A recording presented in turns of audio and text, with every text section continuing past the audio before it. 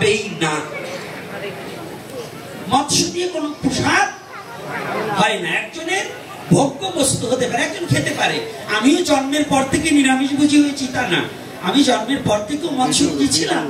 ভগবানের কৃপায় হয়তো একটু সংস্কার হওয়ার চেষ্টা করছি, কিন্তু আর একজন যে আসতে পারবে না এটা কোনো কথা না। একজন মৎস্যভোজীকে আমি ঘৃণা করছি না, একজন মৎস্যভোজীকে আমি কখনো অবজ্ঞা করছি না, কিন্তু যদি কেউ বলেন এটা প্রসাদ, আমি থুথু মারি তার মুখে। সেটা কখনো প্রসাদ হতে পারে না যে বস্তু ভগবান বিষ্ণু নামে নিবেদন হয় নাই। যদি আপনি বৈষ্ণব হয়ে থাকেন, রাতের বেলা তো আমাদের জন্য অন্নই নিষিদ্ধ। ব্রাহ্মণ আর বৈষ্ণবদের রাতের বেলা অন্ন খাওয়া নিষিদ্ধ। যদি কোনো ব্রাহ্মণ বলে যে এটা মিথ্যা, আসুক প্রমাণ করে দেখিয়ে দেবো। যদি কোনো বৈষ্ণব বলে যে না এটা মিথ্যা, আমি দেখিয়ে দেবো। রাতের বেলায় হরিভক্তি বিলাস সিদ্ধান্ত মোতাবেকে রাতের বেলায় ব্রাহ্মণ বৈষ্ণবদের কিন্তু অন্ন খাওয়া নিষিদ্ধ। তথাপি আমরা কলিহতজি শারীরিক অসুস্থতা, আমাদের ক্ষুধা বেশি, এজন্য গ্রহণ করি। একেতে রাত্রে অন্যায় ভাবে অন্ন গ্রহণ করি। আরো যদি মৎস্য মাংস দিয়ে সেটাকে প্রসাদ বলা হয়, সেটা কি অপরাধ নয়? জ্ঞাতি ঔষধ, জাতক ঔষধ। আমাদের সনাতন ধর্মের 4 প্রকারের ঔষধ বিধি। তার শুদ্ধ সাত্ত্বিক মত হচ্ছে 11 দিন। আর যত মতপথ আছে এটা আমাদের তৈরি করা, শাস্ত্রীয় সিদ্ধান্ত নয়। ওই শাস্ত্রের সাথে পরবর্তীতে অ্যাড করা হয়েছে। কিন্তু প্রত্যেকটা মানব জাতির জন্য ভারতের সুপ্রিম কোর্ট রায় প্রাপ্ত কাগজ, সমস্ত জাতির জন্য 11 দিন ঔষধ পালন করতে হবে। তাহলে আমি বৈষ্ণবী হই, বৈষ্ণবের কোনো জাতপাত জ্ঞাতি গোষ্ঠী কিছু থাকে না। সংসারে যতদিন থাকবেন, বৈষ্ণব কোনোদিন সংসারে থাকতে পারবে না। যদি আপনি সংসারী বৈষ্ণব হন, তাহলে সংসারের নিয়ম ধারা আপনার মানতে হবে। তাহলে যদি নিয়ম ধারা মানতে হয়, তাহলে কি আপনি ওই 11 দিনের মধ্যে যত বড় আমার গোপীনাথ তো দূরে কথা, গোপীনাথের বাবা এসে মাছ দিলেও আপনার গ্রহণ করা উচিত নয়। যদি কোনো বংশের কেউ মারা যায়, ওই 11 দিন আপনার প্রতিপালন করা বাধ্যতামূলক। রাধে রাধে। কষ্ট হচ্ছে নাকি? আমার সেই মাস্টার বাবা আছে কিনা আমি জানি না, আমাকে দিবার আগে প্রশ্ন করেছে, এখন ইনি আসছে কিনা আমি জানি না। আমি হাত তুলতে পারবো না, তাহলে কালকে সকালে এবার এক গ্রুপ তাকে আক্রোশ ঢালবে আমি জানি। কারণ আমরা এখানে বসে পারবো না, কালকে খুব আর একজনের সাথে ঝগড়া বাঁধাবো, এটা আমাদের দোষ। এজন্য আমি চরণে হাত রেখে বলতে চাই, আপনি সেবা করেন তাতে কোনো দুঃখ নাই, অন্যজনের ধর্ম বিনাশ করবেন না। এগুলো আপনাদের এক প্রকারের ভণ্ডামি। এই ভণ্ডামি দিয়ে সনাতন ধর্ম চলে না। কি কষ্ট হচ্ছে আমার কথাগুলো? হ্যাঁ, আমরা কি সনাতন ধর্মের সঠিক তত্ত্ব মানবো না মনকল্পিত ধর্ম মানবো? যুব সমাজ কি মানবো? আগে ল্যাট্রিনে পায়খানা করতো না খোলা জায়গায়, এখন কি আসছে? এখন টাইলস বসানো পায়খানায় পায়খানা করা হয়। তো ওই আগের দিন বাগে খাইছে, ডিজিটাল দিন আইছে, এটাকেই মানতে হবে। আর এই ডিজিটাল দিনের মধ্যে কি মানতে হবে? সত্য প্রকাশ করতে হবে। আগে যেমন স্বর্ণকার যারা আছে 16 আনায় 1 ভরি, তার ওই 8 আনায় চুরি করতো। কারণ কি জানেন? বাংলা পাইন ছিল। আর এখন কেরিয়াম পাইন আইছে 2 আনা বেজাল দিছে। আরো যদি হলমার্ক হয় আরো দফা সাইডে যায়। এই জন্য এখন স্বর্ণকাররা আবার মজুরির দাম বাড়াই দিছে, না? তাই এখন বাংলাদেশ নয়, সনাতন ধর্ম এখন হলমার্কের ধর্ম। অর্থাৎ ছাপ্পা মেরে দেব, এটার মধ্যে কোনো ভেজাল থাকতে পারবে না। হরিবল হরিবল। কি কষ্ট হচ্ছে নাকি? সনাতন ধর্ম কোনো ভেজালের ধর্ম না। এতগুলো প্রশ্ন একটা ওদিকে যাবে না। না, আপনারা এত গাদা গাদা প্রশ্ন করার জন্য না, এক এক প্রশ্ন প্রতি 5000 করে টাকা দেবেন। প্রশ্ন এটাই মানেন না, আবার 14 করি বলেন। প্রস্রাব করে হাত পাও ধন কয়জন? কয়জন পুরুষ ছেলে আর জল ব্যবহার করেন কয়জন? একটু হাত তুলুন তো।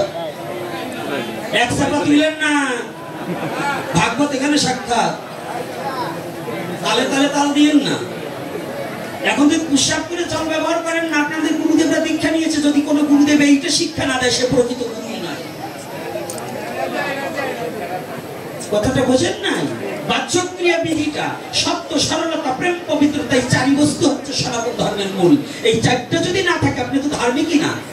ধুতি পরলেন, মালা গলা নিলেন, ওই জায়গা পোশাক করলেন, জল ব্যবহার করলেন না।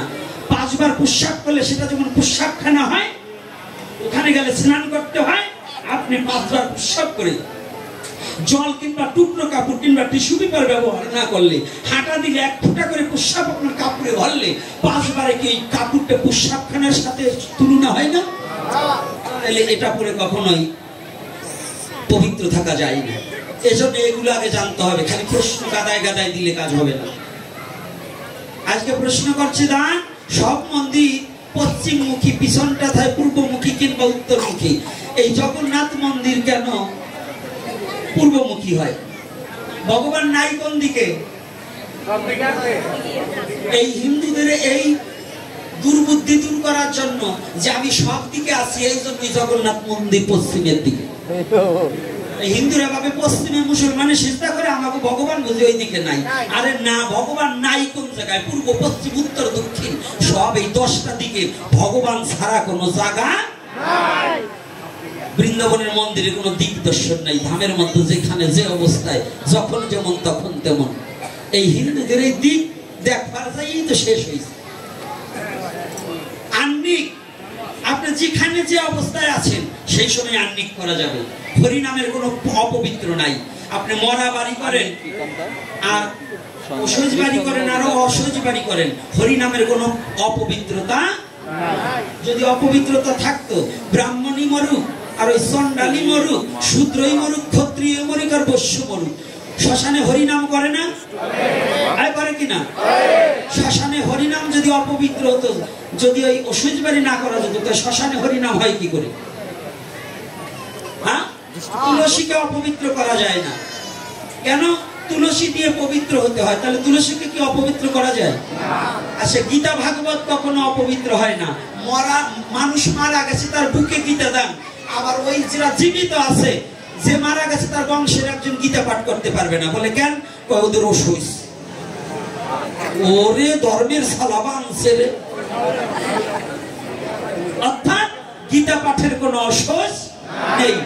যদি অসুস থাকতো, মরাটার বুকে গীতা দিচ্ছ আর জীবিতটাই গীতা দিতে পারবে না, তাহলে বোঝেন কি ধর্ম? এই চাপাবাজি ছাড়েন, সঠিক সনাতন মানেন।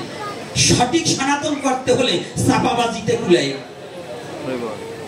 এজন্য জগন্নাথ দেব কি জগতের নাথ, তার নাম যেই কৃষ্ণ সেই গৌর সেই জগৎ। যদি তিনি হন তাহলে কি কৃষ্ণ নাই এমন কোন জায়গা নাই? বলেন তো। সব ভগবানের এইটুক তো বললেন না, যে এই প্রশ্ন দিয়েছেন যে এইটুক তো বললেন না জগন্নাথ দেবের মন্দির নয় পশ্চিমের কোথায় হলো? তো জগন্নাথ দেবের হাত পাও নাই কেন? কি এত গোল্লা গোল্লা চোখ কেন? নাক ডাবা কেন? অর্থাৎ এটার নাম সনাতন ধর্ম। এটা বুঝতে হলে একটু জ্ঞানী হতে হবে। ওই পাগলের মতো ঘুরে বেড়ালে কাজ হবে না। জগন্নাথ দেব দেখিয়ে দিলেন ঈশ্বর নেই, গীতার আলোকটা প্রচার করলেন। কিভাবে? গীতায় বলছে একটা কেশগ্র 10,000 ভাগ করলে যত সূক্ষ্ম রূপ হয়, তত সূক্ষ্ম রূপে পরমাত্মা রূপে প্রতিটা জীবের মধ্যে বিরাজিত হয়। তা আমাদের যাদের চেহারা সুন্দর আছে, তারা ভাবি ওই গুছাটার মধ্যে মনে হয় ভগবান নাই। তাই ভগবান বললেন নিজের অঙ্গটাকে গলিত, প্রেমে গলিত হয়ে, জগন্নাথ হয়ে, ছোট হয়ে, ছোট জগন্নাথ বলা হয়। এই হাত পা বিগলিত অবস্থায় দাঁড়িয়ে বললেন আমি নাই, এমন কোন রূপ নাই। আমি কালোর মধ্যে আছি, ফর্সার মধ্যে আছি, আমি লম্বার মধ্যে আছি, খাটোর মধ্যে আছি, আমি নাক উঁচোটার মধ্যে আছি, নাক দুচাটার মধ্যে আছি, আমি কানার মধ্যে আছি, আমি চোকালার মধ্যে আছি। আমি নাই এমন কোন জায়গা আছে? ভগবান ছাড়া কোন জায়গা আছে? বাবা আছে নাকি? আগে এই তত্ত্ব বুঝতে হবে। এজন্য কি বলছে? আমি যেদিকে হেরি সেদিকে হরি। এজন্য বলছে সেই পণ্ডিত। কোন পণ্ডিত? ওই সার্টিফিকেটধারী পণ্ডিত। ও সাদা পণ্ডিতের মত নেই। বাংলাদেশে ওই যে আমার আবার এই দুই পাশে দুটি বসে রয়েছে, দুটো আবার ওই কাব্যতীর্থ পাশ করছে, ভাববে যে আমাদেরই। আমার এর মধ্যে একদিন বলছে আপনার সাথে আর বাজাবো না। বলছি কেন? বলে আপনি প্রায় পাঠিয়ে আমাকে পচা। বলছি কেন পচাইলেন কোনে? আমাকে যে পণ্ডিত পণ্ডিত বলে আবার পরে যেন কি বলেন। আরে বাবা তোমাদের বলছি না, যা চলছে তাই বলছি। জেনারেলে লেখাপড়া করে কয়টা টাকা দিয়ে কাব্যতীর্থের দিয়ে সার্টিফিকেট আনে, আসলে তো ওরা সুরাই পণ্ডিত। সুরাই পণ্ডিত, এই সুরাই পণ্ডিতের দলে অনেক কিছুই বলে, কিন্তু এখানে ওইটাই চলে না। সঠিক ধর্মটাকে নিরূপণ করতে হবে, সঠিক তত্ত্বটাকে বুঝতে হবে। সেখানে কি বলছে, এই পণ্ডিত ব্যক্তিকে আমাকে চাণক্যদেব বললেন, চাণক্য নীতিশাস্ত্রে কি বললেন, সে পণ্ডিত কোন ব্যক্তি, কবি হস্তিতে ব্রাহ্মণে চণ্ডালে কবি হস্তিতে কুকুরে সমদর্শনকারী যে ব্যক্তি, যশ পণ্ডিত সেই ব্যক্তি যে সর্বভূতে সমান চোখে দেখে, তিনি হচ্ছে পণ্ডিত ব্যক্তি। নাকি বাবা, কি আমার কথা মিথ্যা বলছি নাকি? হ্যাঁ, ওটা কি মিথ্যা বলছি? তাহলে কোন ব্যক্তি যে সবার মধ্যে ঈশ্বরকে দর্শন করতে পারে, সেই ব্যক্তি জ্ঞানী, সেই ব্যক্তি পণ্ডিত, সেই ব্যক্তি বেদজ্ঞ। যিনি ব্রহ্মকে দর্শন করে সর্বভূতে, তিনি বেদজ্ঞ। না হলে শুধু বেদের শ্লোক পড়লে বেদজ্ঞ হওয়া যায় না। তাহলে আজকে গেল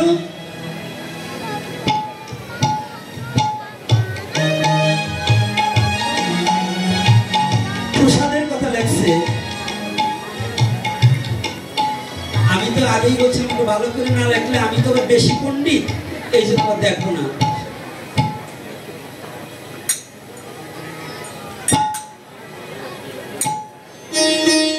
যে এই বৈষ্ণবের প্রসাদ, বৈষ্ণবের লেখছে কে, কি লেখা আছে? দিয়ে চলে গেলে তো তার প্রশ্নের উত্তর দেবো না, অর্থাৎ নিয়ে এলো খাটাবার জন্য। হ্যাঁ, কি লেখছেন একটু বলেন তো।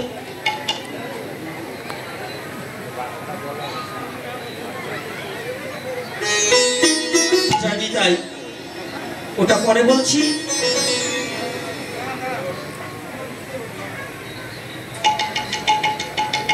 দীক্ষাগুরু পর শিক্ষাগুরু প্রয়োজন আছে কি?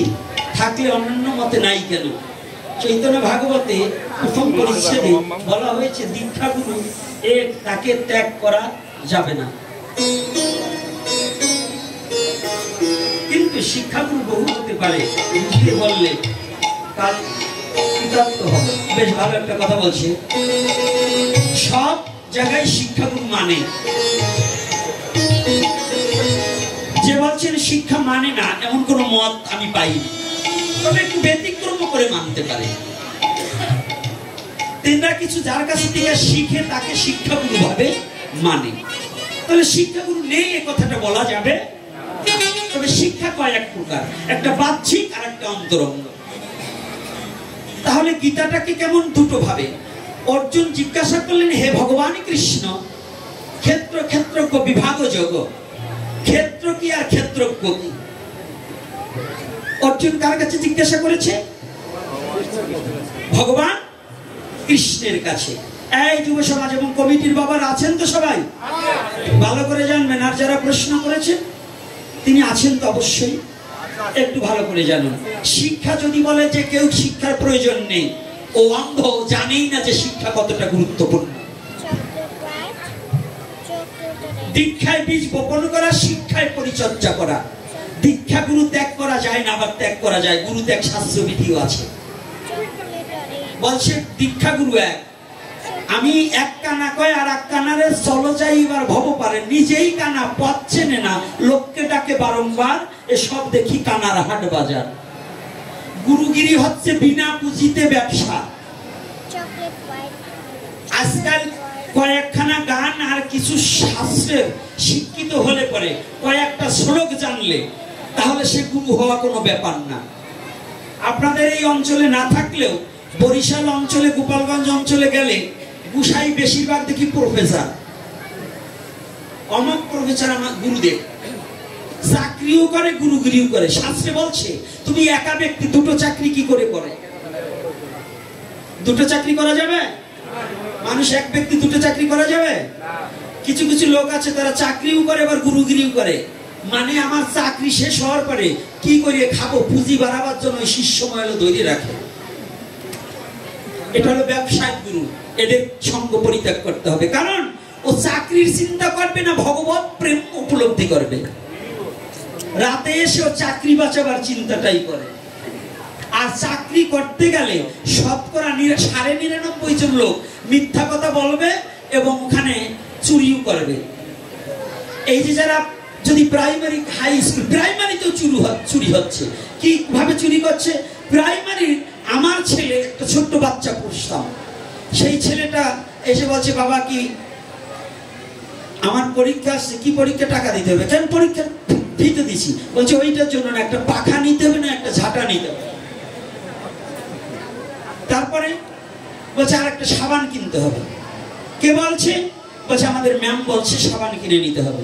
কথাটা বুঝবেন, তাহলে মার্ক দেবে না হইলে চারুকারু নাকি একটা পরীক্ষা আছে, ওই পরীক্ষার মার্ক আমাকে দেবে না। কি এটা করছে কিনা?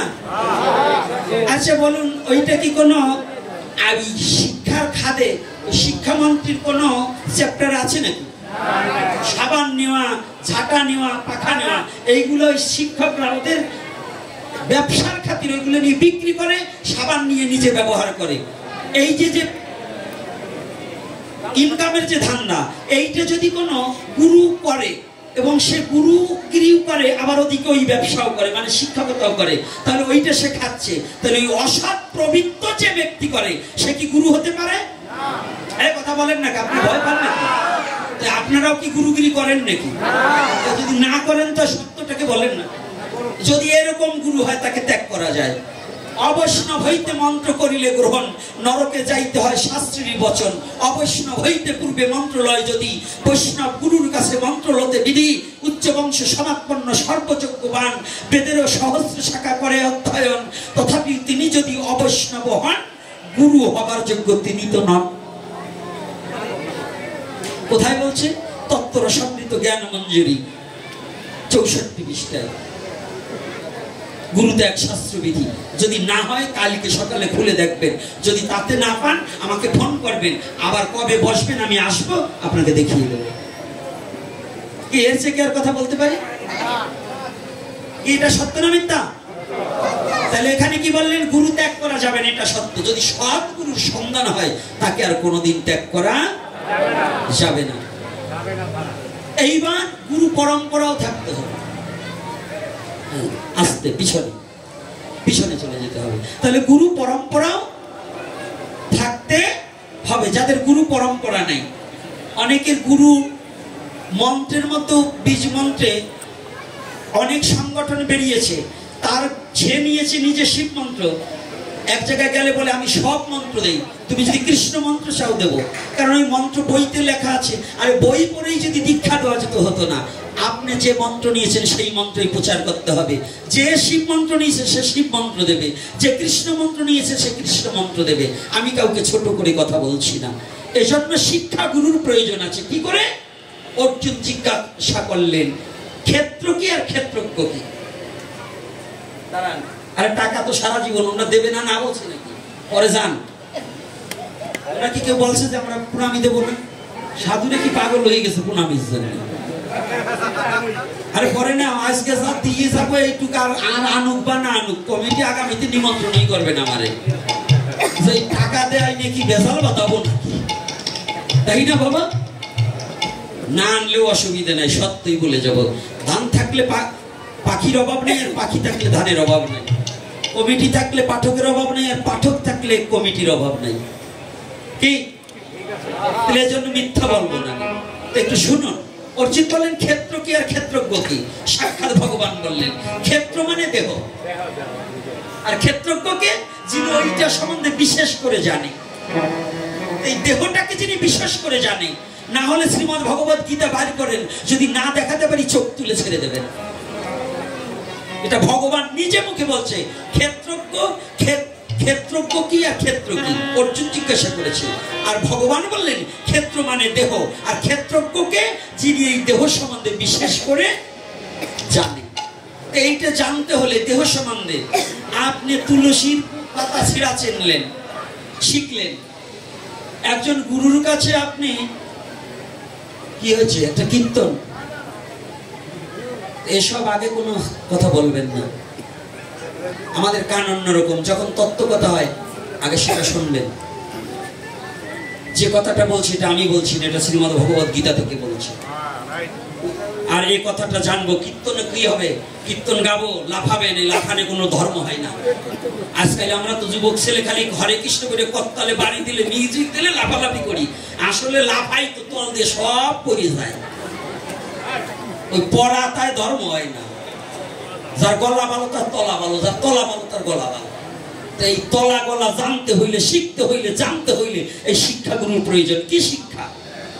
খালি ধুতি কাছাতে পড়াই দিলে সে শিক্ষাগুরু হয় না, তিলক পরানো শিখালে সে শিক্ষাগুরু হয় না।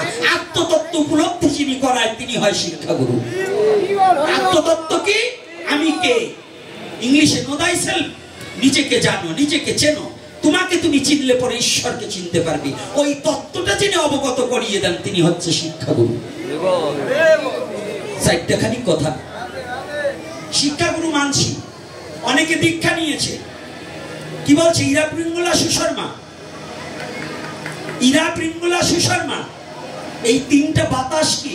কখন বাতাস গরম, কখন নরম, কখন ঠান্ডা, এই তত্ত্বটা বুঝতে হলে একজন চেতন গুরুর সঙ্গে করতে হয়। এটাকে যোগ তত্ত্ব শ্রীমদ্ ভগবত গীতায় বললেন, অর্জুনকে বললেন, হে অর্জুন, ভগবান কৃষ্ণ বললেন তুমি যোগ অভ্যাস করো। কোন যোগ? এই যোগটাকে জানতে হয়। যোগ করলে জাগবে কি? জাগবে আমার বৃত্তি সত্তা জাগবে, কুলকুণ্ডলের শক্তি জাগবে। আজকাল তো শিক্ষাগুরু আমরা মানি, খালি একটু কাটা পুজোর থালাবাটি দোয়া শিখাইলে শিক্ষাগুরু। আরে আগে ওই তত্ত্ব জান, আগে মন্তর ঘরের খবর জান, ওরে মন ঘরের খবর জান।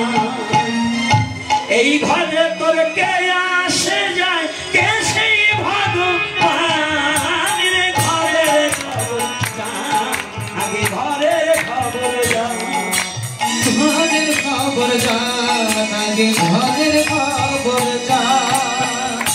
এই ঘরে তোর কে আসে যায়, এই ঘরে তোর কে আসে যায়, কে সেই ভগবান রে? ঘরের আগে ঘরের খবর জান, আগে ঘরের খবর জান। এই ঘরে একজন আসে যায় না? আসে যায় কি না? এই তত্ত্ব যে জন জানায় এই জগতের পরে, সেই জনা শিক্ষা গুরু জানিবে সত্তরে।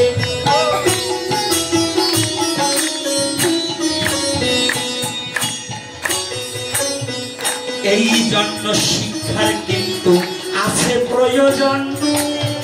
শিক্ষা ছাড়া আত্মতত্ত্ব পাবেন না কখন।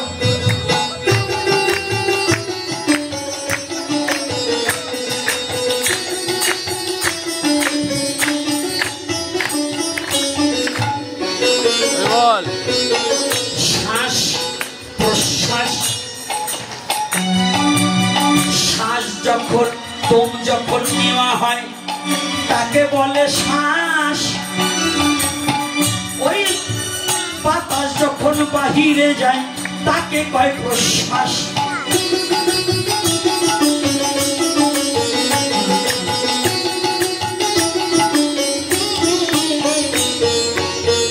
যখন ওই বাতাসটাকে আটকিয়ে রেখে যখন অজপ নাম জপে,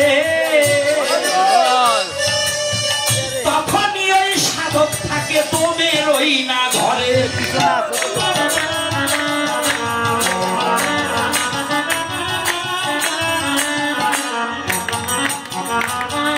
এই তোমের কর্ম না জানিলে তার ঘটে সর্বনাশ। সামনে যাও। এই তোমের কর্ম শিখতে যায় শিক্ষা গুরু পাশ। আরো যাও।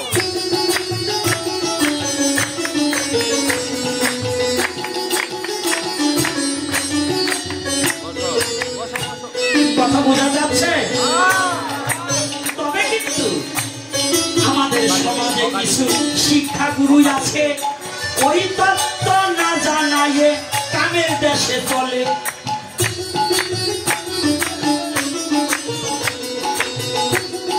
শিক্ষা মানে নিজেকে রক্ষা করার কলা কৌশল জানাতে হবে। শিক্ষা মানে শুধু পর নারী নিয়ে দলাদলি নয়।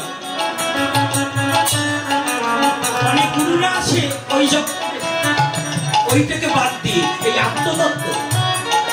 তোমাকে জানো, নো দাই সেলফ, নিজেকে চেনো। তোমাকে চিনলে ঈশ্বরকে চিনতে বাকি থাকবে না। তুমি কে?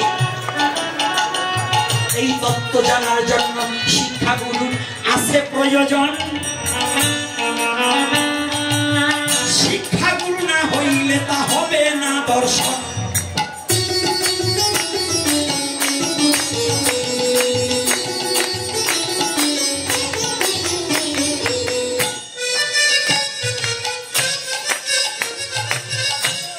এইবার শোনা,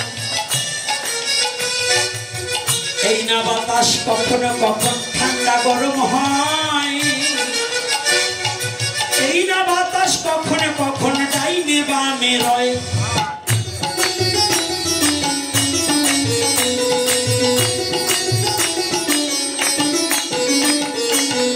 এই জন্য বললেন চণ্ডীদাসের ভজনে, কি বললেন?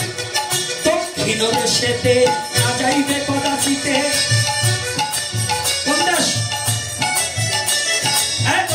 দক্ষিণ দেশের কথা বলছে না? দক্ষিণ দেশে না যাইবে কদাচিতে গেলে প্রমাদ ঘটিবে। প্রমাদ মানে মরণ, দুঃখ, যন্ত্রণা হবে। তা দক্ষিণ কোনটা? ওইটা না? আপনার দক্ষিণ কোনটা? দক্ষিণ মানে ডাইন। তুই যাইবি উত্তরে, বলিবি দক্ষিণে, দাঁড়াইবি পূর্ব মুখে। গোপন প্রীতি রাখিবি গোপনে, তবে তো থাকিবি সুখে।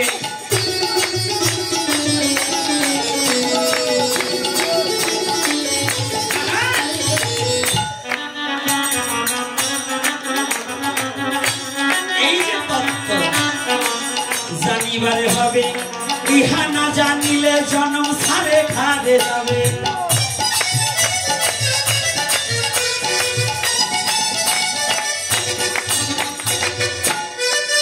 এই জন্য চতুর চালাক যারা এই তত্ত্ব জানে, এই বাতাস দক্ষিণ ভাগে থাকলে তারা যায় না নদীর ধারে।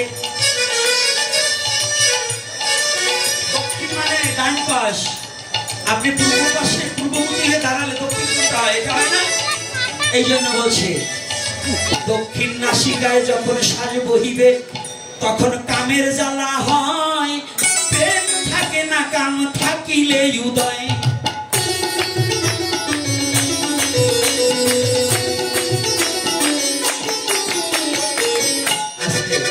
একদিনে এত কথা বলবো না, তাহলে আপনারা মন্ত্র নিয়ে চান্দা দেন গুরুদেব, আমারে দেন নাকি? কানে দেশে ফিস ফিস মাস গেলে চান্দা দিস, নারে চান্দা দেবেন, আমি সব বলে দেবো।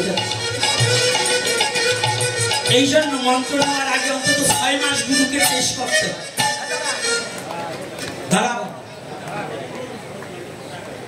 ওরে বাবা রে বাবা, 5000-এর জায়গা 500 দেশে তো। যাক, কোন বাবা তো প্রশ্ন করে 500 টাকায় এক বাবা পড়ে গেলেন দান, তার প্রশ্নের উত্তর এবার কর্ম সমাধান। ও প্রার্থনা না? যাক, প্রার্থনা একটু পরে করি, এখন প্রার্থনা করলে উঠে আটা দেবে। এইবার বাবা একটু পিছনে আস্তে আস্তে ভিক্ষের জন্য যাও।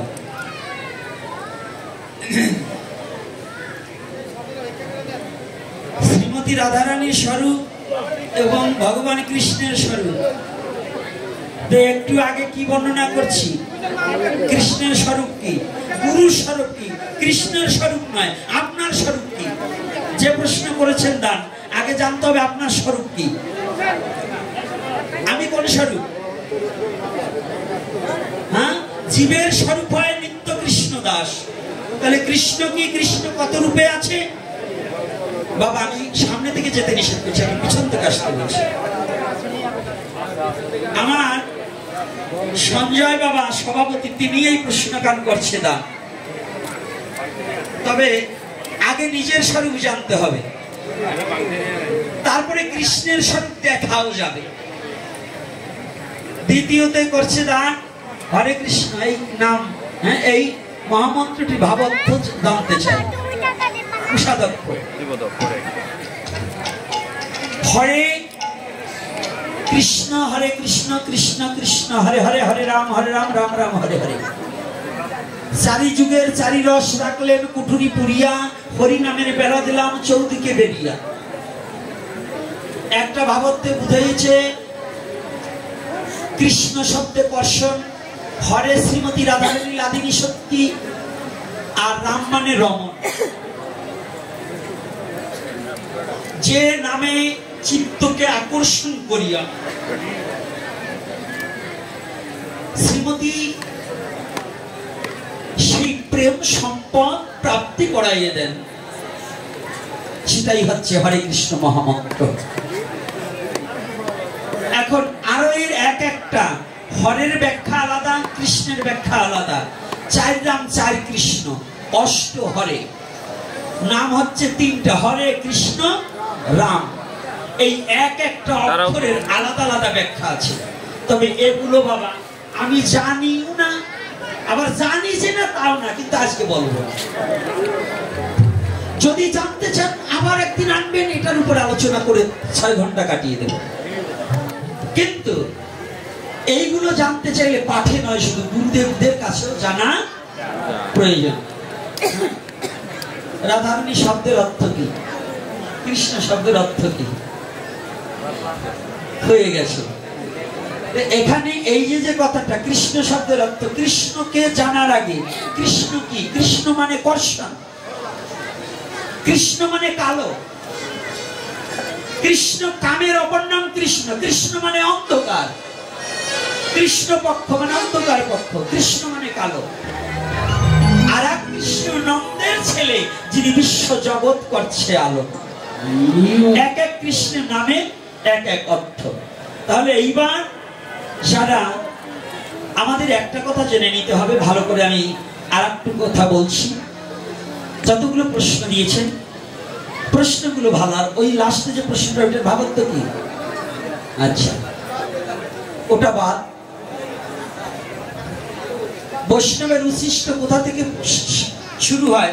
ভোলানাথ কিন্তু কুকুর রূপে দিয়ে এই ভক্তের প্রসাদ সেবা করেছিলেন, জানেন তো? কি খায় না? উচ্ছিষ্ট খায়নি। শুধু এটা নয়, আর একটু যখন জানতে চেয়েছেন ছোট্ট করে একটু লীলা কথা বলছি, একেবারে ছোট্ট করে। এখানে কথা হয় কেন? আজকে আমরা দেখছি এখানে অনেকে অনেকের চরণে হাত দিতে ইতস্ত বোধ হয়, লজ্জা হয়। আজকে জেনে যান,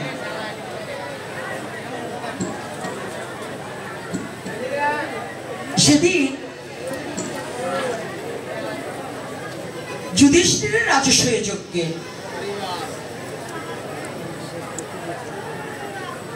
যুধিষ্ঠির রাজা হলেন, রাজসূয় যজ্ঞের আয়োজন করলেন, সবাইকে সব কর্ম বুঝে দিলেন। প্রতিটা ব্যক্তি সে যাকে যাকে যেখানে কর্ম বুঝে দিলেন। একটা কর্ম বাকি থেকে গেল, এটা যুধিষ্ঠির রাজা হয়েও বুঝতে পারলেন। ভোলানাথ 2 দিন কুকুর হয়েছিল, কুকুর রূপ ধারণ করেছিলেন ভোলানাথ। কয়দিন? 2 দিন। একদিন প্রসাদ, ভক্তের উচ্ছিষ্ট প্রসাদ চেপে খেয়েছিল, আর একদিন এই রাজসূয় যজ্ঞে যাবার দিন। দেখুন কত বড় মহিমা। ভগবান কৃষ্ণ গিয়ে যুধিষ্ঠিরকে বললেন, দাদা এই যজ্ঞের সব কাজ কি দেওয়া হয়ে গেছে, আমাকে একটা কাজ দিন। যুধিষ্ঠির বললেন, কৃষ্ণ আরে সব কাজ তো সবাইকে বন্টন করে দিয়েছি, আর কোনো কাজ বাকি নেই। না দাদা দেখুন, ভেবে দেখুন কোনো কাজ বাকি আছে নাকি? না কৃষ্ণ কোনো কাজ বাকি নেই। আবার ভাবুন, যদি কোনো কাজ থাকে আমাকে দেবেন তো? যুধিষ্ঠির বললেন, হ্যাঁ ভাই, যদি কোনো কাজ বাকি থাকে তোমাকে সে কাজটা দিয়ে দিলাম, তুমি করবে। দাদা এই যজ্ঞে কত সাধুগুরু বৈষ্ণব আসবে, এই সাধুগুরু বৈষ্ণবের চরণ ধোয়াবার কাজটা আমাকে দাও। একমাত্র এই কাজটাই বাকি রয়ে গিয়েছে, তুমি আমাকে ওই কাজটা দাও।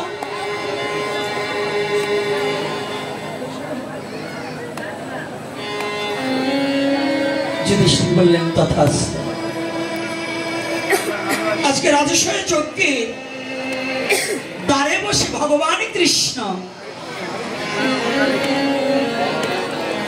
নিজেই সমস্ত ভক্তের চরণ ধোয়াচ্ছে। আজকে ভক্তের চরণ ধোয়াচ্ছে আর ভগবান কাঁদছে।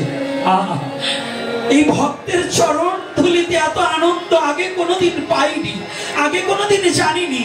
আজ আমার পিপাসা হচ্ছে, যদি আমি আরো কিছুদিন আগে জানতাম তাহলে আমি ভক্তের চরণে গড়াগড়ি যেতে।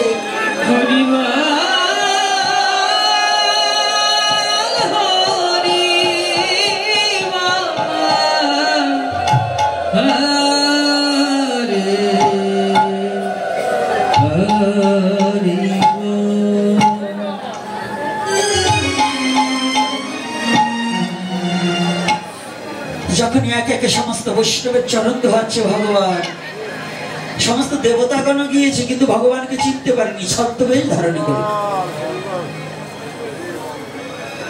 এইবার কি করেছে জানো?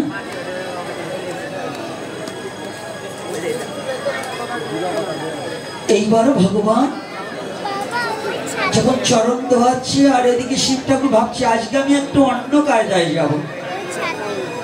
শিব ঠাকুর কুকুর রূপ ধারণ করে ভগবান যেখানে চরণ জল করাচ্ছে না, শিব ভাবছে ভগবান বোধহয় আমাকে চিনতে পারবে না, কৃষ্ণ আমাকে জানতে পারবে না, চিনতে পারবে না। কুকুর রূপ ধারণ করে যখনই ছুটে যাচ্ছে, প্রায় যাবে, ভগবান পিছন থেকে পা টেনে ধরেছে। ও ভোলানাথ, তুমি যাচ্ছ কোথায়? আজকের দায়িত্বটা তো আমার, আমাকে কর্তব্য কর্ম পরায়ণতা কর্তব্য কর্ম করতে দাও, তুমি যাচ্ছ কোথায়? শিব ঠাকুর দুটি চোখের জল ছেড়ে দিলেন। প্রভু, আমি ভেবেছিলাম আমি কুকুর রূপ ধারণ করেছি বিধায় তুমি আমাকে যেতে দিবে না, আমাকে তুমি বুঝি চিনবে না? বলছো ভোলানাথ, আজকের জন্য তুমিও আমার ভক্ত, তোমার চরণ জল করাতে আমাকে নিষেধ করো না।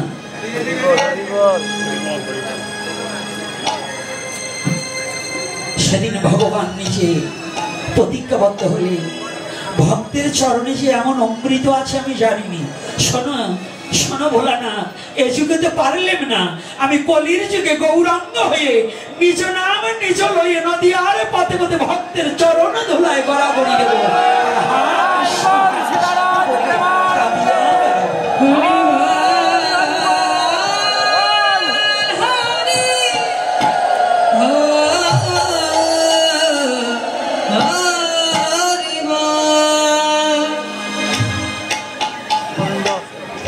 আর একদিন এই ভোলানাথ সর্বপ্রথম বৈষ্ণবের উৎকৃষ্ট প্রসাদ কিন্তু আরো আগে থেকে, সত্যযুগ থেকে পার্বতী আর শিব, শিব ঠাকুর সেবা করে এসেছিলেন, পার্বতীর জন্য কিন্তু আনেনি। সেদিন অভিশাপ দিয়েছিল, পার্বতী অভিশাপ পর্যন্ত দিয়েছিল, আজকে যে প্রসাদ হতে আমাকে বঞ্চিত করলে আমি তোমাকে করি অভিশাপ, তোমার প্রসাদ যে খাইবে তার কুকুরজনী প্রাপ্ত হইবে। আমার কথা নয়, পুরাণের কথা। এজন্য বৈষ্ণবরা কি, অনেক বৈষ্ণবরা সেই অভিশাপ লক্ষ্য করে কোন দেবতার প্রসাদ গ্রহণ করে না। এটারও আবার মীমাংসা পরে আসছে। পরে আবার বললেন, দেবী অনেক অনুরোধের পরে দেবী বললেন, হ্যাঁ যাও, তুমি যখন অনুরোধ করছো, ভুল যখন বুঝতে পেরেছো, তোমাকে আবার আমি বলছি, যদি কেউ নারায়ণে নিবেদন করে তারপরে সেই প্রসাদ যদি তোমাকে দেয়, সেই প্রসাদ গ্রহণ করতে কোনো দোষ হবে না। এজন্য সমস্ত পুরোহিতদের দেব পূজা করতে হলে আগে নারায়ণের নামে ভোগ নিবেদন করে নিতে হবে, ভোগের প্রসাদ কোনো কাউকে গ্রহণ করা যাবে না। তাহলে আমরা যারা আজকে, আমার বাবা সঞ্জয় 500 টাকা দিয়ে বলছে প্রার্থনা করিবারে, টাকায় কিন্তু প্রার্থনা হয় না এই বিশ্ব চরাচর।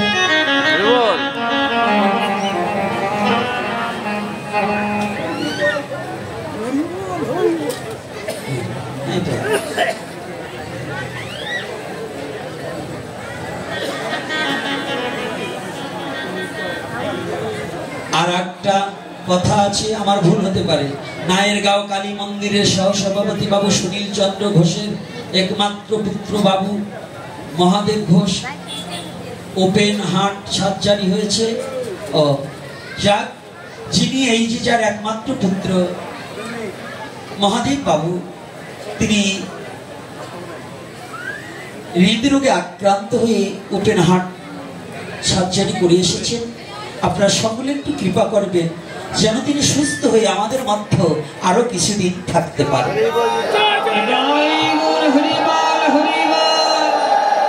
তিনি যেন আমাদের মধ্যে থাকতে পারেন। আর দ্বিতীয়তে আর একটা কথা বলতে চাই, আজকে আমরা সনাতন ধর্মের নিমিত্তে আমি দুটো কথা বলেছি। প্রথম, এই কথাগুলো যেন মনে থাকে। একটা হচ্ছে আমরা যেন ছাগলের মতো নিজের জাত ভাইয়ের প্রতি যেন অনবিচার না করি, আর নিজের ধর্মকে যেন অবহেলা না করি, আর যুব সমাজকে জাগাতে হবে। এক, দ্বিতীয়তে এইখানে যেন ধর্মীয় কাজ আমাদের উদ্বুদ্ধ করতে হবে, ধর্মীয় কাজে আমাদের সন্তানদেরকে উদ্বুদ্ধ করতে হবে।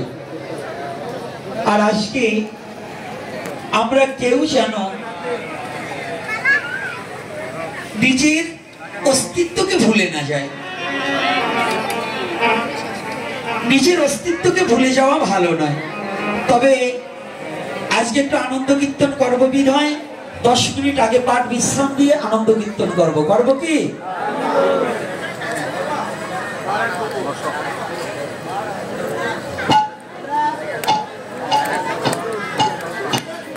আচ্ছা, তাহলে পুরস্কার পাঠের মধ্য দিয়ে পুরস্কার বিতরণীটা একটু যেমন যেন হয়ে যায়। আপনাদের একটু ভুল সিদ্ধান্ত আছে, কারণ এখন একটা গান ধরবো, এখন যদি পুরস্কার বিতরণ করবার যান, এই 7-8টা পুরস্কার বিতরণ করতে গেলে